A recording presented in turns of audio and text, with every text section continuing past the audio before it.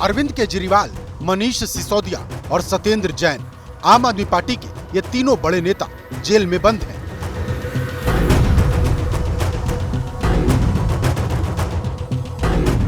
ED CBI की कार्रवाई को आम आदमी पार्टी भले सवालों में खड़ा करे, लेकिन हकीकत यह है कि शराब घोटाले में पार्टी इस कदर फंस गई है कि पुराने साथियों ने साथ छोड़ना शुरू कर दिया है।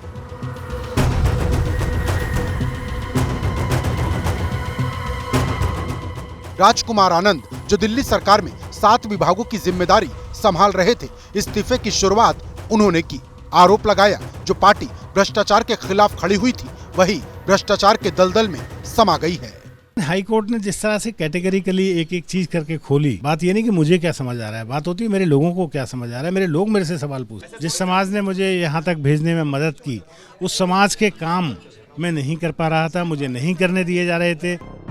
राजकुमार आनंद ने पार्टी छोड़ी तो दलितों की अनदेखी का आरोप भी लगाया। जवाब देने के लिए आम आदमी पार्टी के विधायक कुलदीप कुमार सामने आए। आम आदमी पार्टी माननीय मुख्यमंत्री अरविंद केजरीवाल जी सबको सम्मान देते हैं, बराबरी सम्मान देने का काम करते हैं। और रही बात दलितों की उपेक्षा करने की, तो ये आम आदमी पार्टी अरविंद केजरीवाल जी हैं जो जनरल सीट से मुझ जैसे व्यक्ति को उठा के चुनाव लड़ाने का काम किया। राजकुमार आनंद के इस्तीफा देने का एक पहलू ये भी है कि पिछले साल उनके घर पर ईडी की रेड पड़ी थी और उनके इस्तीफे को आम आदमी पार्टी बीजेपी की साजिश बता रही है। कई बार सम्मन दिया गया उनको ईडी की तरफ से, बार बार पूछताछ के लिए बुलाया जा रहा था। जाहिर सी बात है कि उनके ऊपर दबाव था। हम चाहते थे कि वो हिम्मत से इसका मुकाबला करते, बट एक परिवार है और उन पे इतना दबाव था कि उनको डरा दिया गया। पूरी की पूरी भारतीय जनता पार्टी ऊपर से लेकर नीचे तक चिल्ला चिल्ला कर कह रही थी राजकुमार आनंद भ्रष्ट है। कल उसको माला पहनाते हुए शामिल करते हैं कि नहीं, ये पूरी दुनिया देख लेगी। राजकुमार आनंद 8 अप्रैल की शाम तक केजरीवाल की ईमानदारी के गीत गा रहे थे, बीजेपी को तानाशाह बता रहे थे, ईडी सीबीआई पर सवाल उठा रहे थे, लेकिन 10 अप्रैल को अंतरात्मा की आवाज पर इस्तीफा दे दिया तो सवाल उठना लाजमी है।